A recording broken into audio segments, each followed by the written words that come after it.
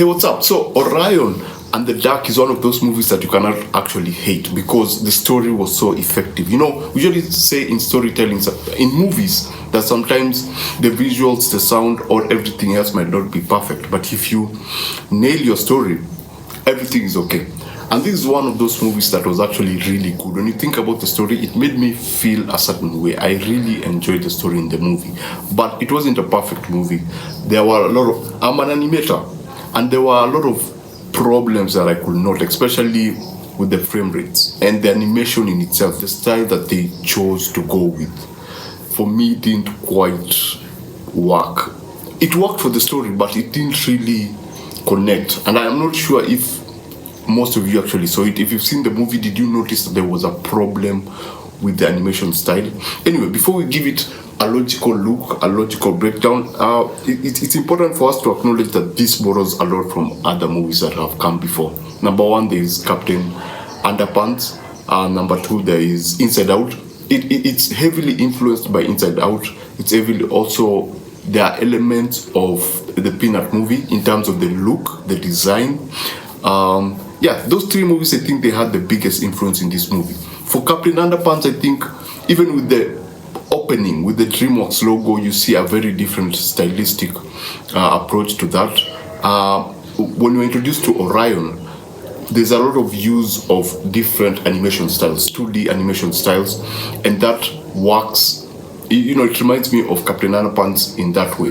Now, when you start looking at, now giving it a logical review, number one, when you look at the good, is there's a segment when you're introduced to the dark that we're given the history of the dark. And for me, it's voiced by Warner Hope. It's voiced by this guy.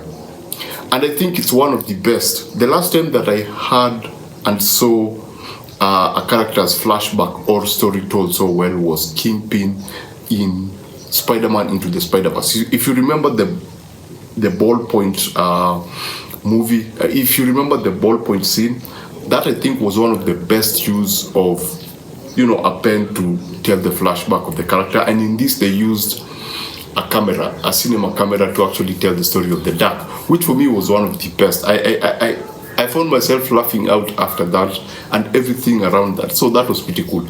The other thing was the use of light illumination when the dark came in, especially over the streets, and how everything would illuminate, and the use of color. But these entities that are introduced, and all of them have different personalities and have different colors, and every time they pop up on screen, especially when it's dark, it looks pretty cool. The story was pretty awesome. I think the concept is very creative. It feels like a Pixar movie. It feels like something you'd expect from Disney.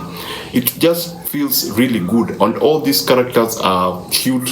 They're really likable.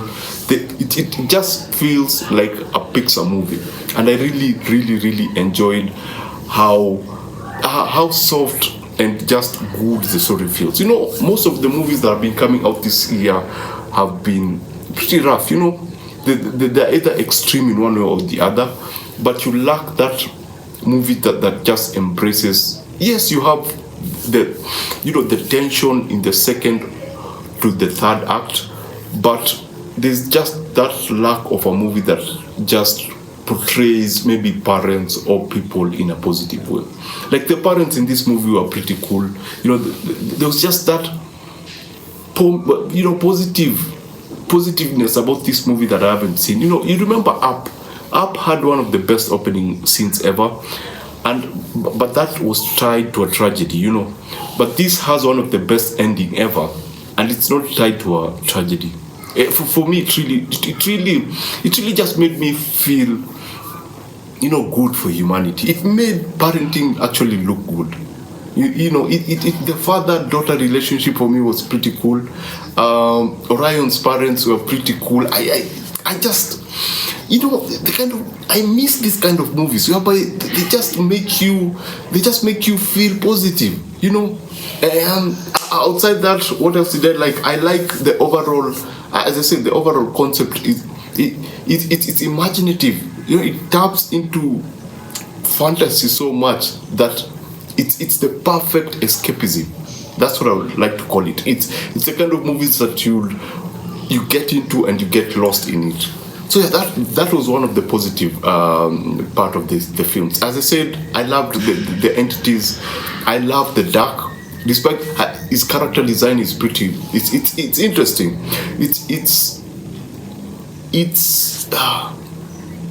It's intimidating as well as approachable, cute, but still intimidating because of the size and stuff. The other positive was the writing. It's really well written. I think we all know the writer. I don't want to go into Charlie Kaufman because everyone is talking about it. But the writing is good. When it comes to the negative, oh man, as an animator, I had a difficult time watching this movie. Why? Because it looks like it's shot at a higher frame rate. It looks like it's at 24 frames or 30 frames per second because the animation movements are pretty smooth. Now, if you know animation and you've been watching animation over the years, if you are a student of animation or you've been watching animation over the years, you've noticed how the frame rates work. The animations usually look janky, and that's because they use 12 frames per second. The movements are not always very, very smooth. Now, in 3D animation, yeah, you can do more frames, but it's really advisable to look at Spider-Man Into the Spider-Verse. You have the really smooth scenes, but the majority of time you have these janky movements, and that's because the frame rates are like 12 or below, depending on how they want to use it, and that gives the animation its character. This felt way smoother than it needed to be. I wish it was a bit jankier, and because of that higher frame rate, you had the problem with the lip sync, because when I was watching this, the lip sync was left behind by a few microseconds. You could hear, then you see the person talk. There's that soap opera thing that was happening, but it's still English, but you can see the mouth move, but you've already heard what they're about to say. There was that small difference between the words and the movement of the mouth, and I believe that is possibly because of the higher frame rates. The other thing that I kind of struggle with from an animation point of view, we are in the post Spider-Man into the Spider-Verse and across this the Spider-Verse era, and you can see all this animation trying to come up with creative ways of look at TMNT Mutant Mayhem, a very unique look to it. If you look at the Peanut movie, yes, you had 3D, but they added a lot of 2D elements that gave that movie its own character. This and personality. This lacked that personality. It feels like a 3D movie from 2010s. It doesn't feel like they put an effort into creating a look that was unique in itself. From an animation point of view, I wish they would have made more effort or just added a bit of strokes. Strokes are the lines that come over the character, especially for Orion's character and the human characters. I felt that they could have just added something to just get rid of the smooth look of the character. Now, smooth is not bad. It works for Dark because it makes Dark look much softer despite his very intimidating size. But most of the characters have very smooth lines. They have very smooth forms, and while that is good, for me it felt like it made the movie feel too soft. I wish they would have either added a bit of strokes, the lines, or just created some edgier characters. I like the way the bees look like. There are some bees that I shown, but they are 2D. There's some, especially when the big black hole shows up, there are these bees that pop up and they have like all these lines. That was pretty cool. Yeah, so that look I did not like. The other thing that it was okay. This one I'm not complaining about, but I just thought that the score was underwhelming. The score or the background sounds were not living up to the epicness of the story. The grandness. If you remember Rise of the Guardians, the music was used to uplift the story in itself, but this one just felt so subtle that it makes everything have that subtle feel. And there's nothing wrong with that. But there are some scenes, especially when Orion is taken out for the first time, I wish they would have used much grander music to just capture the epicness of what was happening.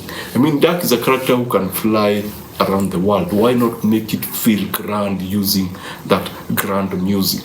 Now, the last thing is Orion as a character. Orion as a character, man, as much as I love the kid, I like when he grows up. I like him as a dad. That for me worked very well because he felt more composed, he felt more confident. As a kid, I was kind of struggling with, dude, get a grip, man. Get control of yourself. Why are you being such a, the B word? But as a character, I kind of struggled with it. And I wish that they would have actually just focused on his arc alone. Because with time, other elements are introduced, other characters are introduced, and it feels like the more we move on, the more the story becomes convoluted. The whole thing just bubbles and just grows in, and it grows out of control, especially with the third act, with the introduction of some other things that have to be taken out, because now we have this character who's controlling the story. And that felt like a need for Netflix to please everyone. They were like, no, we can't have a story where it's only one dude. We need to add more inclusion and diversity, No, inclusion specifically, not diversity, inclusion. And I was like, you could have just focused on Orion's story, because Orion's arc was pretty solid. I wish that it was just him. The way we opened, I wish that's how it would have ended. But that new character that is introduced pays off at the end with the ending. I think she plays a very big role at the ending, and it makes sense to have her there. But her introduction kind of convoluted the second and third act. If you've seen the movie, you know what I mean. There are so many things that are introduced that, as much as they keep the story fresh and exciting, they kind of just throw everything out of proportion. So that's Orion and the Dark. If you've seen the movie, what did you think? If you have not seen the movie, I would give this 3.5 out of 5. It's not a bad movie. It's a very good story. It's very well written. The lip sync struggles. The voice acting is fantastic. I really like Angela Bassett's character. I really liked. Oh my gosh. Insomnia was one of my favorite characters. But I liked all these other entities. But Insomnia was special. I think we've all had those moments. Anyway, that's it. 3.5, pretty good watch. You can actually watch it with the family, with the kids. It will be a treat for the kids. So basically, that's it. Remember to always watch what you enjoy and enjoy what you watch. And I shall see you on the next one.